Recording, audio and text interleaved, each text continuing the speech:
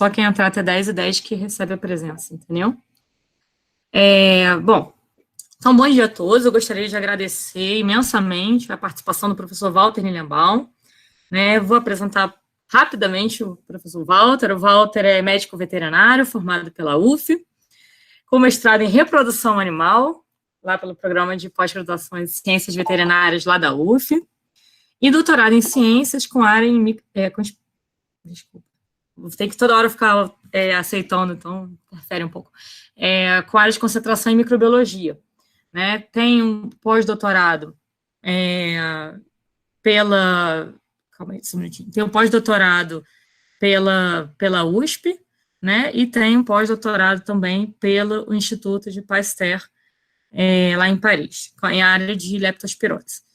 Atualmente é professor titular da UF, né? E é pesquisador visitante lá na unidade de espiroquetas do Instituto Pasteur, na França. Além disso, o Walter é pesquisador 1A do CNPq, o Walter é cientista do nosso estado, ele foi coordenador da FAPERJ na área de medicina veterinária por uns 10 anos, né, Walter? Mais ou menos? Sim. Mais ou menos uns 10 anos. Foi coordenador da nossa pós lá de medicina veterinária também. E já está há uns 3, 4 anos, né, como coordenador de pesquisa na PROP, na nossa universidade. Né? Além disso, é editor de diversos periódicos A1, né? Então, acho que quando eu pensei em convidá-lo para essa palestra, né, acho que é uma pessoa bastante adequada, digamos, para falar sobre pensamento científico, né? Se a gente tem uma pós aí agora interdisciplinar, acho que é um tema, né, perfeito para todos nós, alunos, professores, né? Sempre muito bom ouvir sobre pensamento científico, né? Então, eu já conheço essa palestra dele, então eu pedi a ele, né, nessa quarentena, que ele reservasse um tempinho, e ele imediatamente aceitou, então eu agradeço bastante, tá? Em nome da nossa pós-graduação.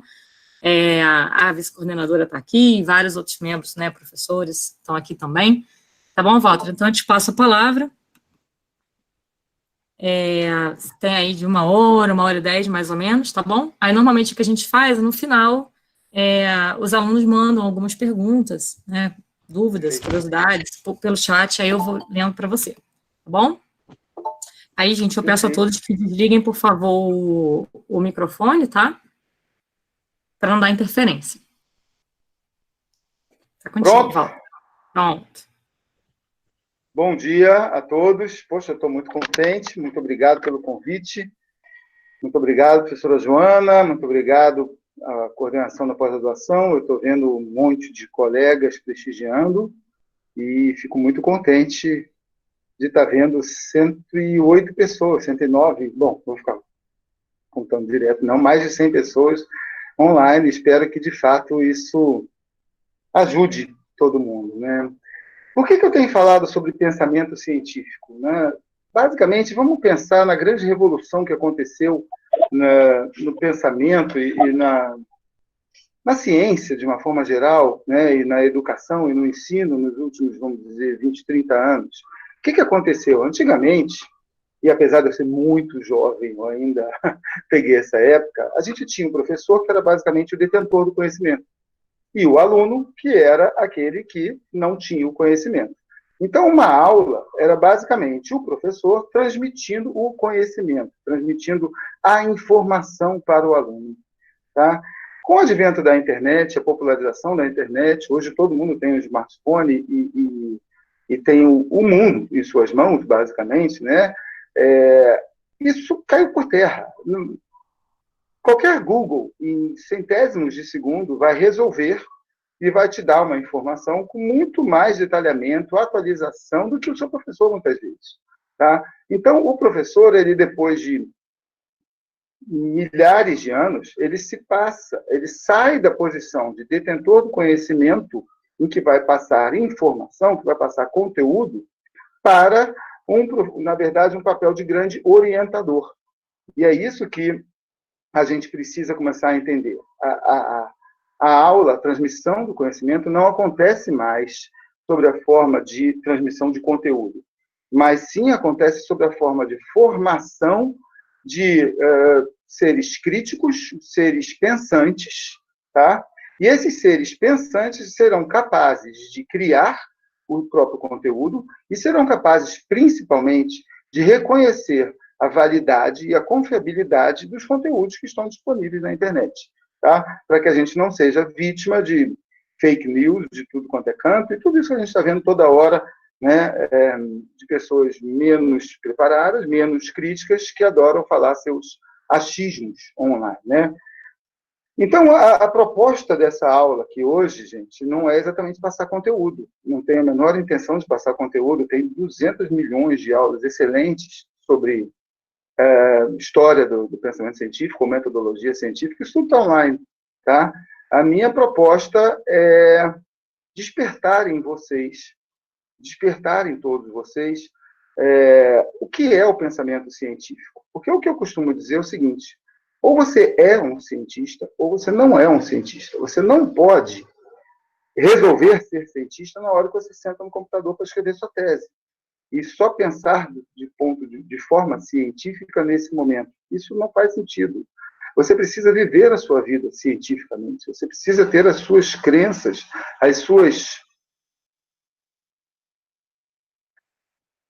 seus dogmas, vamos dizer assim, baseados na ciência, baseados no pensamento científico. Entende? Quando você, de fato, aceita a forma de pensar científico, o pensamento científico na sua vida, você, de fato, se torna um cientista. E aí se torna muito mais simples você fazer ciência. Tá? Não é que você é cientista porque faz ciência. Você faz ciência porque você é um cientista. Tá? Então, deixa eu entender aqui como é que eu faço para apresentar o meu PowerPoint. Apresentar agora a tela inteira. E aí eu tenho que vir aqui abrir isso. Um momentinho. Eu não estou vendo. O que está aparecendo para vocês? Apareceu para vocês a minha tela? Por enquanto, só você. Por enquanto, só você. Compartilhar. Espera aí, eu clico nela. Isso. Compartilhar. Está compartilhando a minha tela. Vocês estão vendo a minha apresentação? Espera aí. Está abrindo.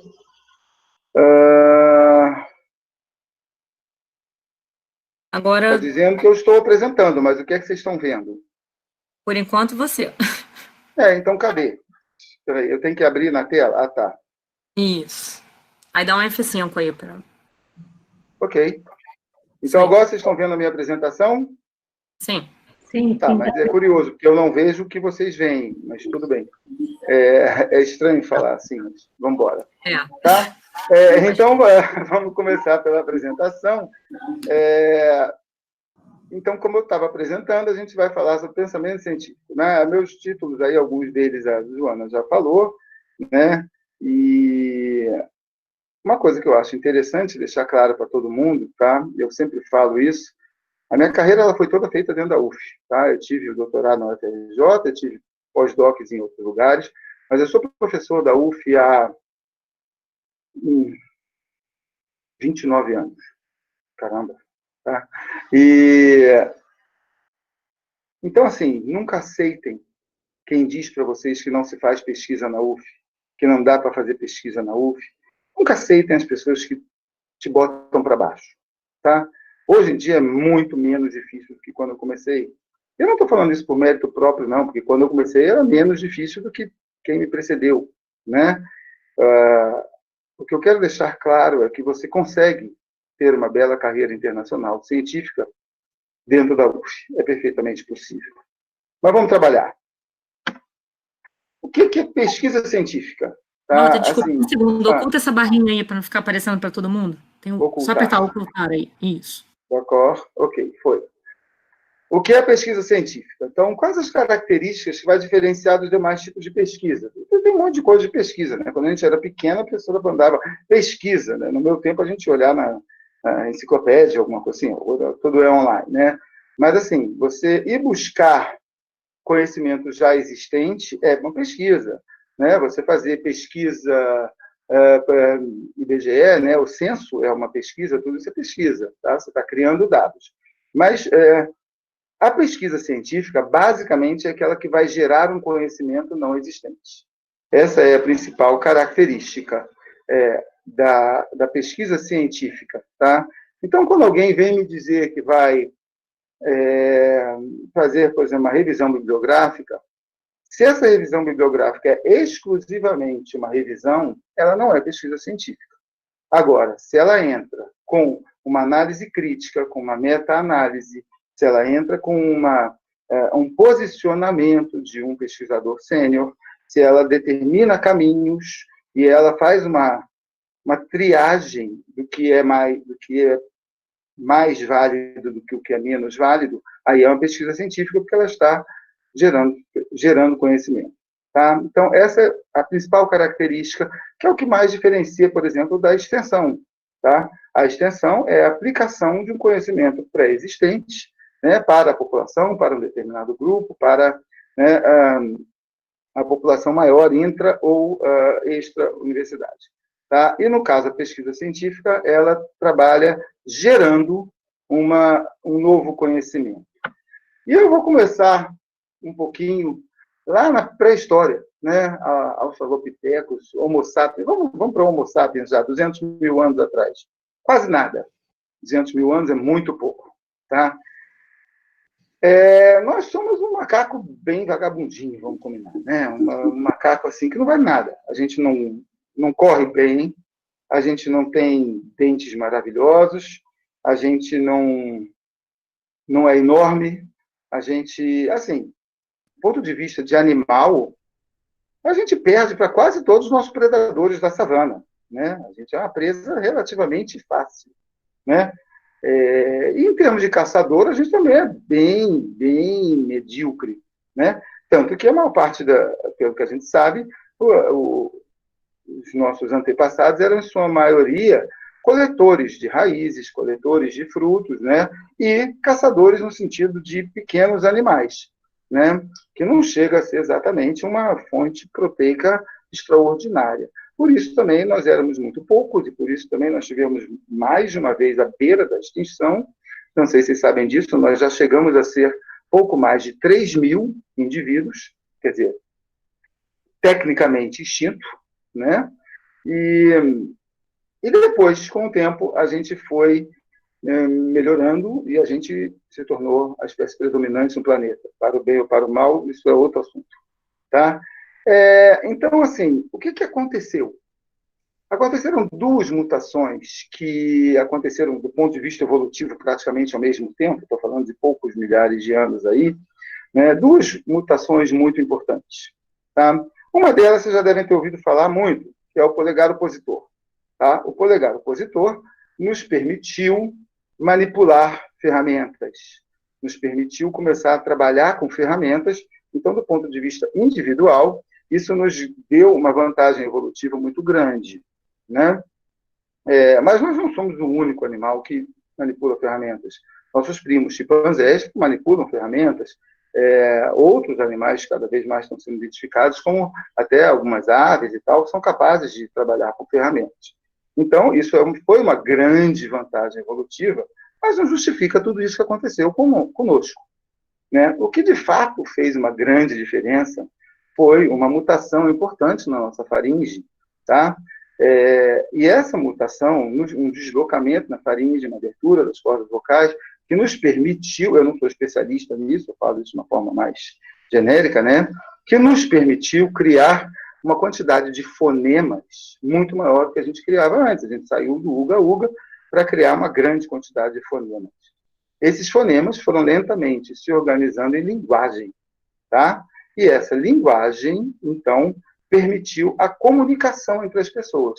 E aí nós, que sempre fomos um animal social, nós reforçamos a nossa sociabilidade de uma forma que pouquíssimas espécies têm isso. Tá? Então, um indivíduo, um homem, não era capaz de matar um mamute.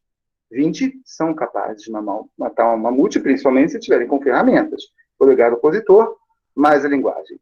Tá? Então, a linguagem e a comunicação foi o que nos tornou sociáveis e começou a nos preparar para o salto evolutivo que a gente deu, né, e para tomar conta do mundo, basicamente. Né? Só que isso daí, esse conhecimento se extinguiria a cada geração, como acontece com todos os animais. Né? o conhecimento técnico acabaria por se extinguir. E começou a acontecer o quê?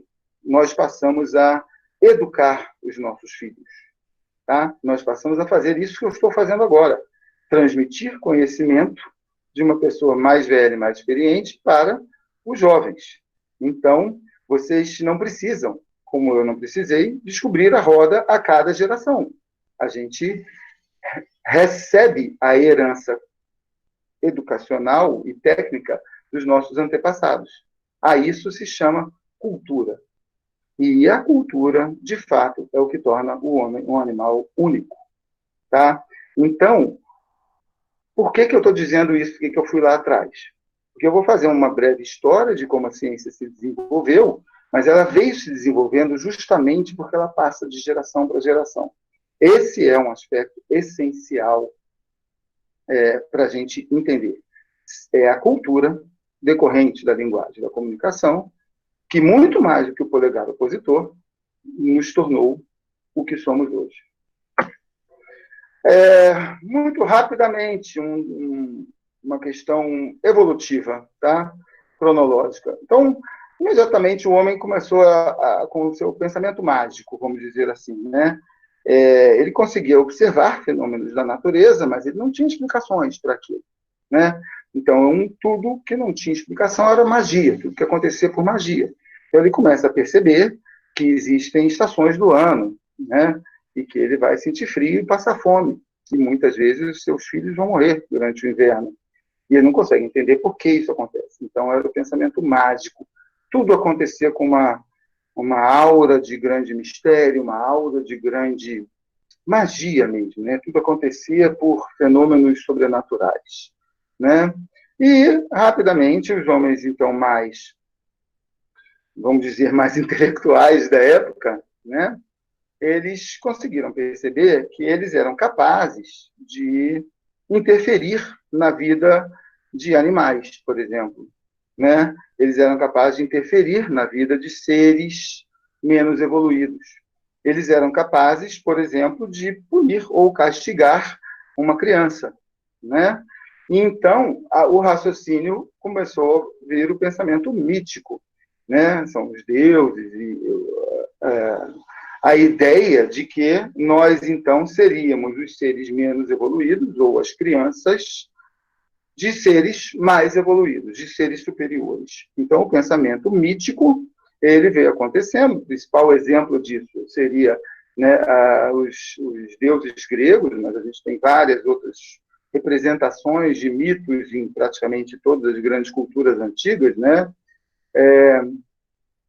E esse pensamento mítico, então, ele nos inferiorizava em relação a seres superiores. Basicamente, essa era a proposta. Tá? Eu estou passando rápido isso, só para vocês saberem, essa palestra é uma palestra de 2 horas e meia. Tá? Então, o João me pediu 1h15, eu estou fazendo uma versão condensada.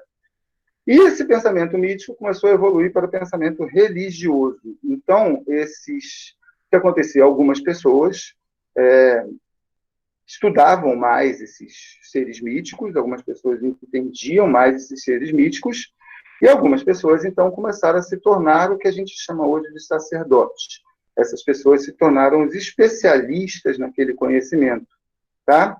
E, com o tempo, esses sacerdotes se tornaram um grupo privilegiado, era um grupo, uma casta privilegiada, em que toda a tribo, toda a população devia lhes alimentar, devia lhes dar conforto, eles não iam para a guerra. Então, era uma casta privilegiada em praticamente todos os grandes grupos sociais da nossa história. E esse grupo privilegiado, então, foi cada vez mais criando rituais para que tornasse cada vez mais longe os religiosos, os sacerdotes, do povo comum. Até que isso se tornou, então, um direito hereditário, como a gente vê em várias e várias religiões, das mais antigas principalmente. Tá? Passando mais rapidamente sobre isso, a gente passa para o pensamento vulgar. O pensamento vulgar é aquele do senso comum, né? Assim, tipo, todo mundo sabe disso. Não, todo mundo sabe que funciona assim. né? É assim porque está na cara, porque todo mundo sabe. Bom, o que quer dizer todo mundo sabe, né? Até uns 200 anos atrás, todo mundo sabia que a sangria era o melhor método médico que existia. E hoje a gente sabe que não só ela não ajuda, como ela matou muita gente, né? E o senso comum começou a ser muito divulgado até mesmo pelos sacerdotes, né, como instrumento político. Então a gente tem toda a Idade Média, perseguição a mulheres que dominavam, por exemplo, a farmacopeia, né, das plantas. Essas mulheres foram chamadas de bruxas, né? Alguns grupos de religião distinta, ciganos, judeus e etc., e mouros, todos eles foram sendo demonizados porque era óbvio, todo mundo sabia do senso comum. Esse senso comum quase sempre era criado por um grupo que tinha interesse que aquilo se tornasse senso comum.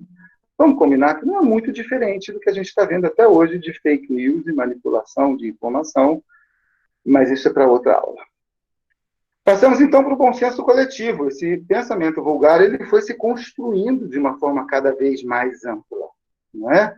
Então, a gente chega, basicamente, no início do iluminismo, estou falando do século XVII, aí, uns 300 anos atrás, né? A gente chega no início do iluminismo em que todo mundo sabia tudo, basicamente, né? Assim, você nascia, você era ensinado do que realmente importava, e não passava na sua cabeça você questionar os ensinamentos dos nobres, ou os ensinamentos dos sacerdotes, ou o ensinamento da sua religião, ou a ordem de Deus, ou o que todo mundo sabia, né? O exemplo principal seria a sangria, no caso, mas vários outros procedimentos ditos médicos. Então, assim, esse era o bom senso coletivo. Ninguém questionava o bom senso coletivo, tá? Até mais ou menos o final do século XVII, quando a gente teve o início do iluminismo. Então, você tem Rousseau, você tem Descartes, né? Você tem os primeiros iluministas, que eles começaram, de fato, a criticar aquilo tudo que parecia tão óbvio, mas que simplesmente não funcionava na maioria das vezes, né? E aí começa uma era que nos trouxe até hoje, na verdade, o iluminismo, né? Infelizmente, ainda não amplamente implementado como eu gostaria. Bom,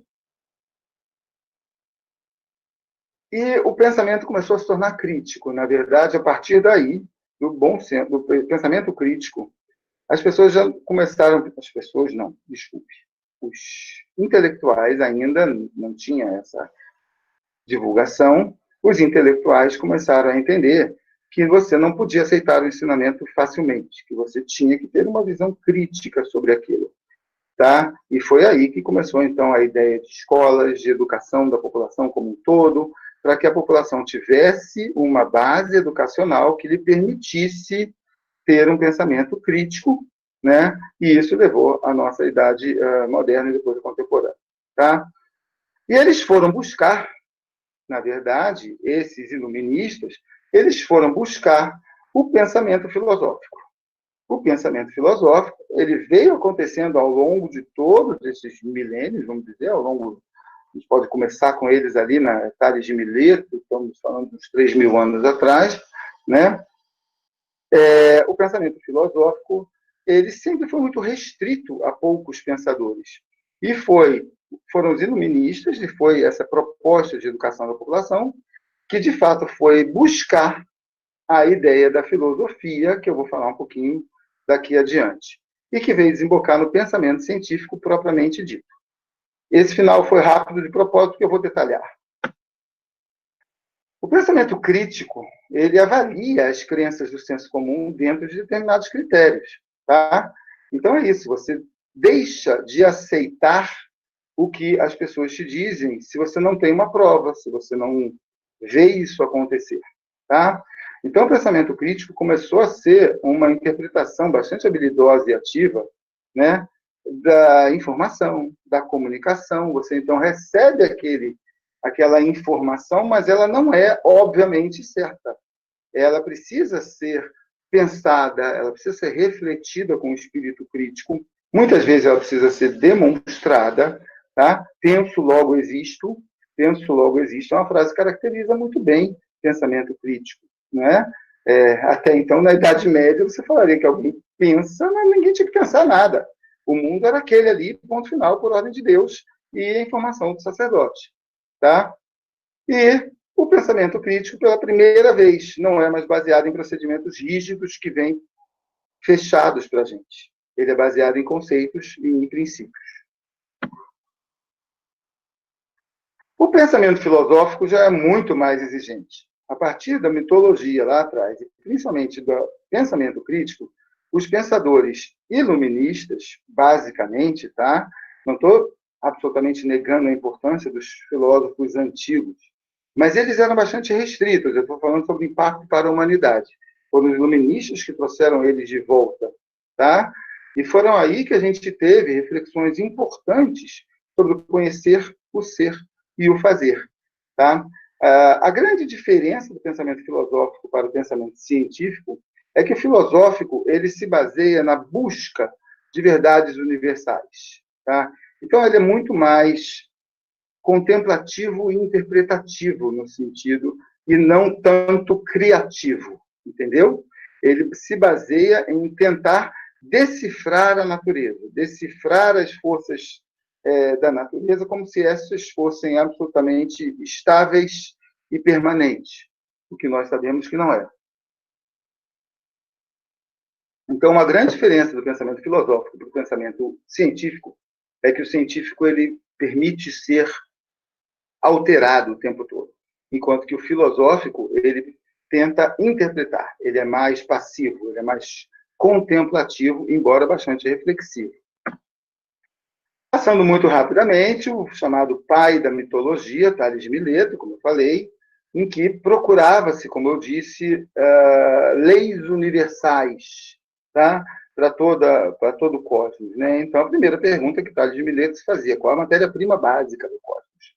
Então, ele chegou à ideia de água. E daí eu tenho Sócrates, tá?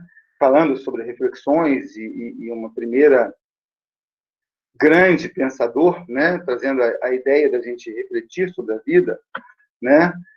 Aristóteles, talvez o mais importante dele, talvez vocês saibam que a gente não...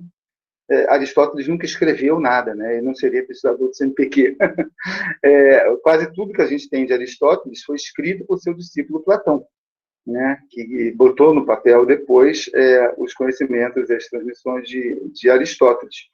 E, na verdade, Aristóteles dizia isso, a verdade está no mundo à nossa volta, quer dizer, como se a verdade fosse algo pré-existente que nós deveríamos apenas descobrir. Né?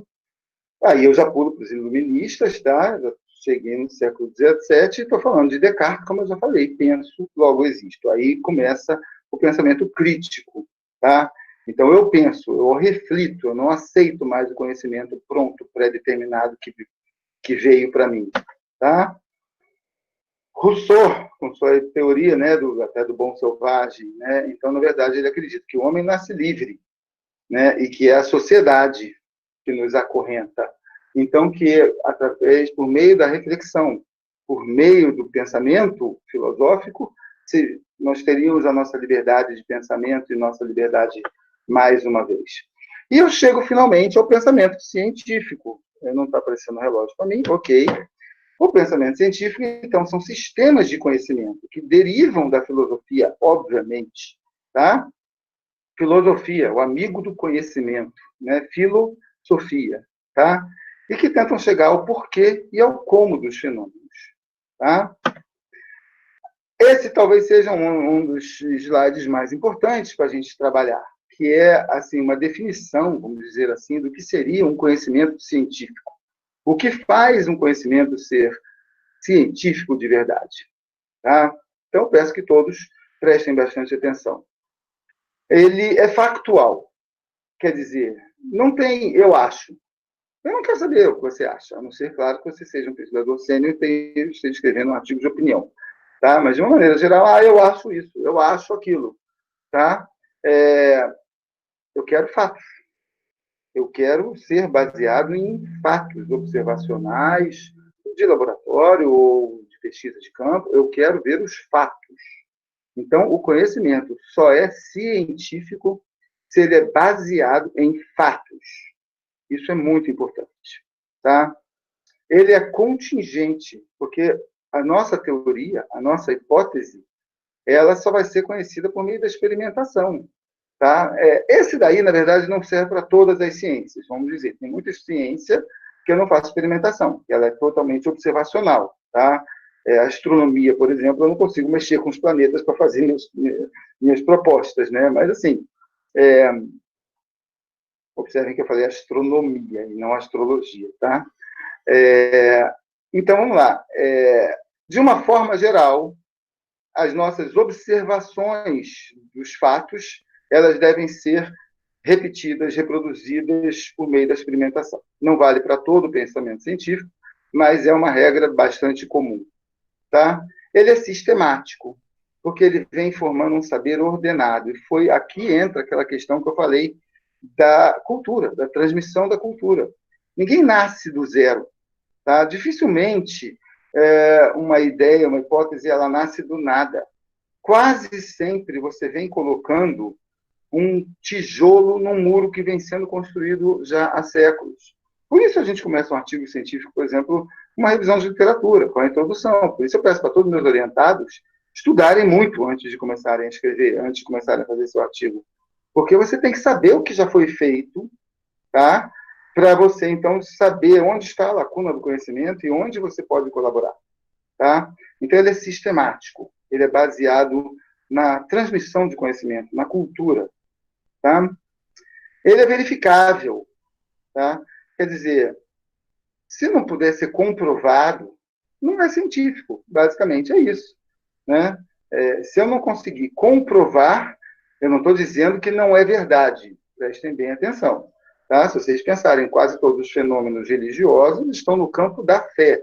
Não estou negando, não estou dizendo que não são verdadeiros. Eu estou dizendo que eles não são científicos, o que é bem diferente, tá? Então, se eu não consigo comprovar uma determinada hipótese, ela não é científica, tá? E o mais legal que eu acho, ela é falível. E isso que faz uma grande diferença em relação ao conhecimento filosófico. Nada do que a gente escreve hoje, do que a gente descobre hoje, é definitivo, absoluto, final, permanente, verdade universal para sempre, para todo o universo. Não é. Ele é falível. A gente descobre baseado nos nossos experimentos, baseado na nossa verificação, baseado nos nossos fatos, na nossa reprodutibilidade, mas a ciência sempre sabe que existe uma margem de erro. A ciência sempre sabe que amanhã ou depois pode aparecer uma novidade e que vai derrubar a teoria vigente hoje. E isso que as pessoas, os críticos da ciência, acham isso uma fragilidade, eu considero a grande glória da ciência. Porque senão era muito fácil. Senão a gente determinava todas as leis universais permanentes e em algum momento a gente ia acabar com nossas dúvidas. Isso não vai acontecer. O que é o método científico? O método científico é um caminho ordenado que a gente vem com uma série de regras e procedimentos, que obviamente não vou apresentar na palestra hoje. Eu desenvolvo uma disciplina de metodologia científica aberta a todos os pós-graduações da universidade, tá? Ia ser em março e não foi. Vamos ver quando é que vai ser, né? Então, o método científico é uma forma de vir guiando o seu pensamento, tá? É um instrumento que vai fazer com que você consiga chegar àquela reprodutibilidade, àquela experimentação, àquela, né, verificação de fato, tá? Então, o método é, portanto, um instrumento racional para adquirir e para demonstrar conhecimentos, tá? De uma forma geral, isso daqui é bastante importante, é um manualzinho prático para vocês, depois eu tenho um desenho aí, um fluxograma que é interessante, tá? A gente começa com uma pergunta. Na minha disciplina de metodologia científica, eu falo para todo mundo isso. Qual é a sua pergunta?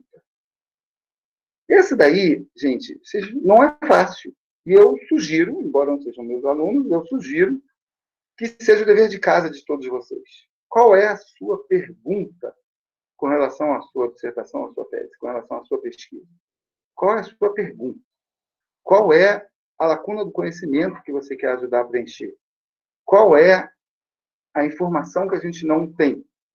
Claro, para eu saber qual é a informação que eu não tenho, eu tenho que ter estudado muito para saber quais que eu já tenho. Volto para a transmissibilidade da cultura. Tá? Item 2. Quando eu tenho uma pergunta, eu crio uma hipótese. A minha hipótese é uma possível resposta para a minha pergunta.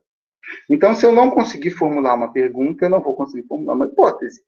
A minha hipótese é de acordo com o que a gente já sabe, e de acordo com, às vezes, alguns experimentos preliminares, e de acordo com o meu conhecimento e minha ideia, a hipótese é o que eu considero a resposta mais provável para aquela pergunta. Então, eu formulei uma hipótese. Agora, eu vou, de fato, trabalhar com método científico para comprovar ou não a minha hipótese. Então, eu vou fazer coleta de dados, análise e interpretação. Vamos para o desenho que é mais interessante para vocês. Então, vamos lá. Não adianta eu apontar, não sei se vocês estão vendo, mas vamos lá. Dúvida, pergunta, problema. Então, é a minha pergunta. Qual é a lacuna do conhecimento que eu estou trabalhando? Tá bom? Mas só consigo ter essa pergunta depois de estudar muito, muito, muito, muito o meu tema. Porque é muito provável que você esteja, aluno de mestrado principalmente, tentando criar a roda de novo. É muito provável que o que você acha que é uma pergunta já tenha sido amplamente estudado. Tá? Então, estudem muito para achar a sua pergunta. Quando você tem a sua pergunta, você pode, então, formular a sua hipótese. Então, a sua hipótese é a mais provável resposta para a minha pergunta. E agora, então, eu vou criar um desenho experimental, vamos seguir a linha azul. Agora, então, eu vou criar um desenho experimental que vai comprovar ou não a minha hipótese. E esse desenho experimental vai passar por experimentação no laboratório, observação a campo, aí vai depender do tipo de pergunta, né, de como eu fiz esse meu desenho para conseguir ter comprovações, né, dados que me permitam trabalhar com a minha hipótese.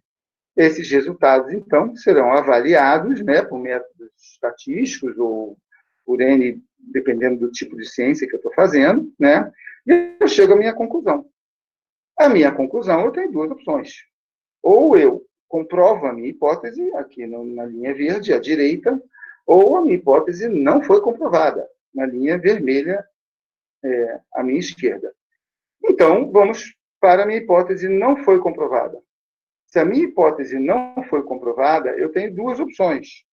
Ou eu continuo achando que a hipótese é legal, mas o meu desenho não foi bom, e eu volto para revisar o meu desenho. Ou eu confio no meu desenho foi maneiro, mas a minha hipótese não se comprovou.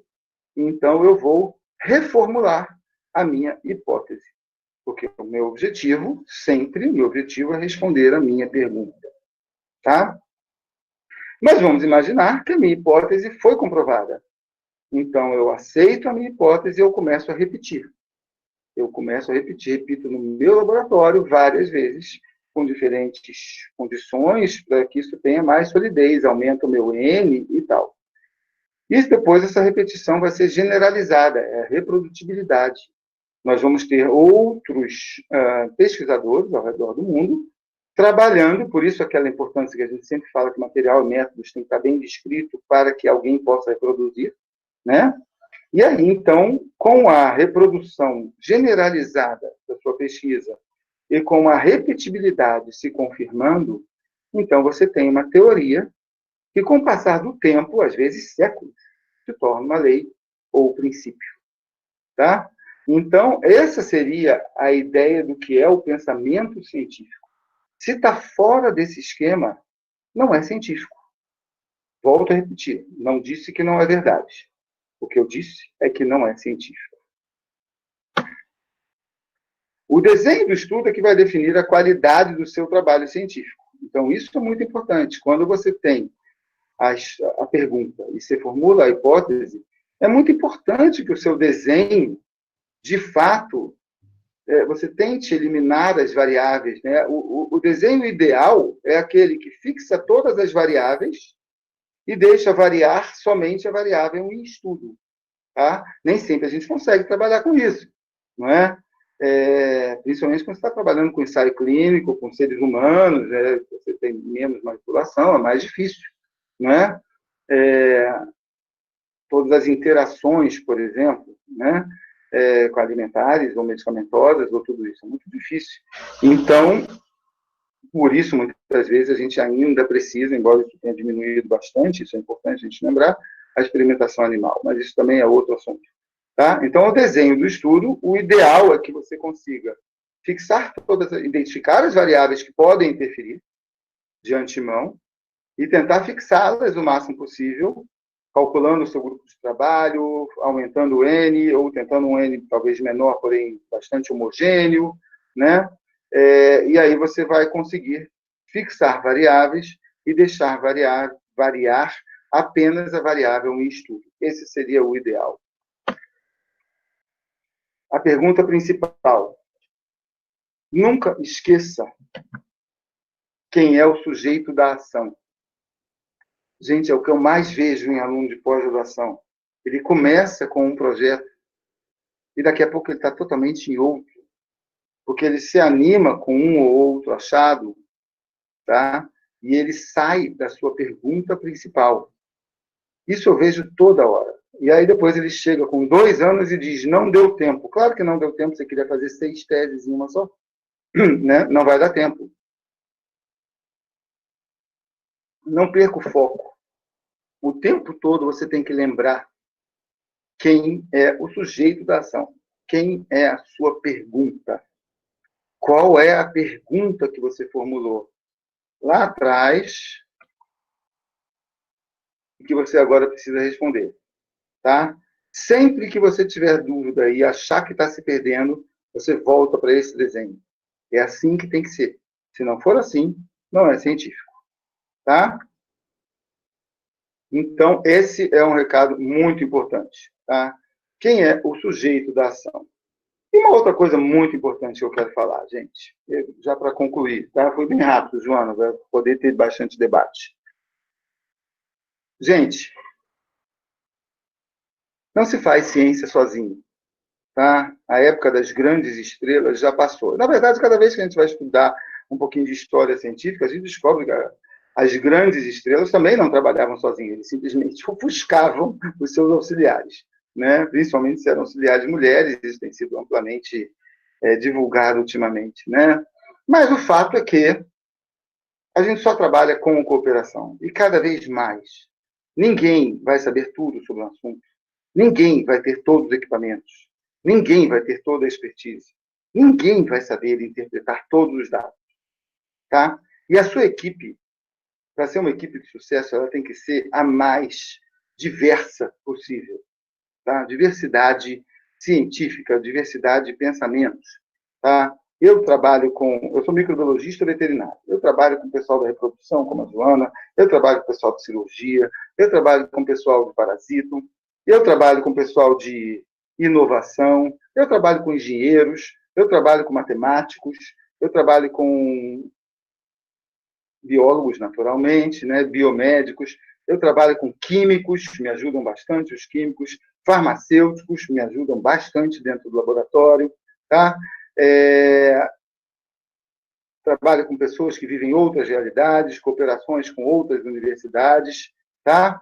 Não no sentido que melhor ou pior, às vezes você está um pouco mais avançado, um pouco mais tal, mas o colega ali menos avançado tem alguma coisa muito importante para te ensinar também e para colaborar com você, tá? Colaboração não é caridade, é bem diferente, tá? Ambos ganham, tá? Então, assim, eu ainda vejo muita gente que acha que vai conseguir trabalhar sozinho. Não vai. Um bom projeto de pesquisa, uma boa linha de pesquisa, é aquela linha que agrega muita gente. Tá? Quanto mais gente e quanto mais diverso for esse grupo de trabalho, mais chances tem de elaborar hipóteses criativas e, de fato, criar desenhos experimentais válidos e rigorosos que possam, de fato, levar a hipóteses que venham a ser comprovadas. Tá? Então, esse é o meu último slide, mas eu queria terminar com esse. Tá? Já que eu tenho tempo, eu quero lembrar, se não preenche essas 5 características, não é científico.